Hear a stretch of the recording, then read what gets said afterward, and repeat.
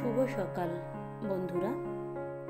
সকালবেলা উঠে আমি আগে ভালো করে আটাটাকে চটকে নিচ্ছি, কারণ বাচ্চারা উঠেই পড়তে যাবে, তাই ওদের জন্য আমি আগে রুটিটা তৈরি করে নিচ্ছি যাতে ওরা খেয়ে যেতে পারে।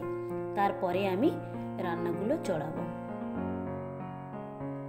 কদিন এতটাই ব্যস্ত ছিলাম যে কোনো ভিডিও আমি ছাড়তে পারিনি।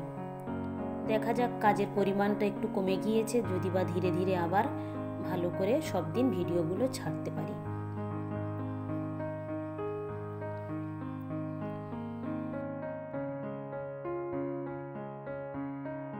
আমাদের মতো আপনারা কারা কারা সকাল এবং সন্ধ্যায় রুটি খান অবশ্যই জানাবেন। আগে আমি ভালো করে রুটি করতে পারতাম না, ধীরে ধীরেই শিখে গিয়েছি।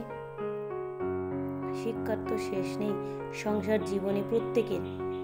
যখন স্টুডেন্ট জীবন থাকে তখন মানুষ একরকম থাকে, আর যখন বিয়ের পরে মানুষের জীবনে কত কিছু যে পরিবর্তন হয়ে যায়। যখন আমরা ছোট ছিলাম তখন আমার মারা সকালবেলা উঠে আমাদের জন্য খাবার তৈরি করতো, খেয়ে পড়তে যেতে হবে, স্কুলে যাবে সেই ভেবে। আর এখন আমরা মা হয়ে গিয়ে সেই একই জিনিস আমরা আমাদের বাচ্চাদের জন্য করতে শুরু করেছি।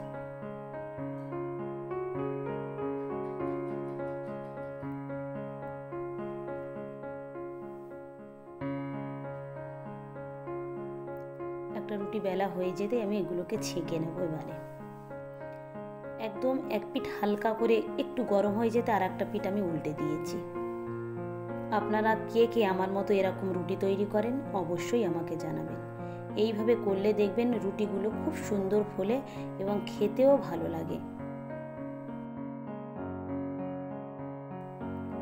দেখতে পেয়েছেন একদম ফুলে বল বল হয়ে গিয়েছে। প্রত্যেকটা রুটি আপনার এরকমভাবে ফুলে যাবে। লেচিগুলো ছোট ছোট করে কাটবেন এবং খুব সুন্দরভাবে বেলে নেবেন, একদম গোল গোল করে। দেখবেন খুব সুন্দর হবে রুটিগুলো। আরও যদি বা আপনি মাখিয়ে কিছুক্ষণের জন্য রেখে দেন তাহলে আরও তো ভালো হবে, কিন্তু যেহেতু আমার হাতে সময় ছিল না তাই আমি সঙ্গে সঙ্গেই করে নিচ্ছি। প্রত্যেকটা রুটি ঠিক এইভাবে বলের মতো ফুলে যাবে।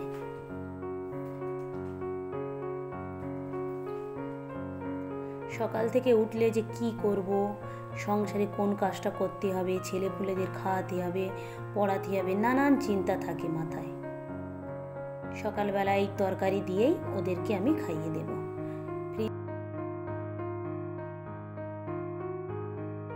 ফ্রিজে মাছ ছিল, তাড়াতাড়ি করে একটু ঝোল করে নিয়েছি। আর কালকে রাতে এদের মাংস দিয়ে পটলের তরকারি ছিল, তাই দিয়ে রুটি খাইয়ে দেবো ওদের।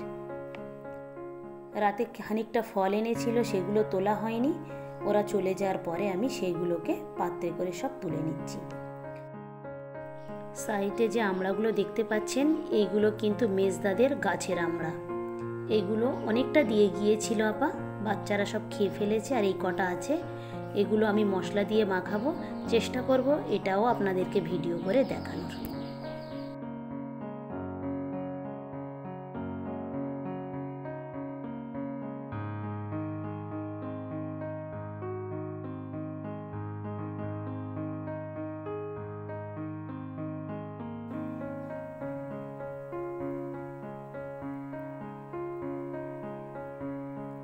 ফলগুলো সব তুলে নিয়ে আমি আনারসটা কাটবো, কেটে আজকের খাবো লবণ দিয়ে।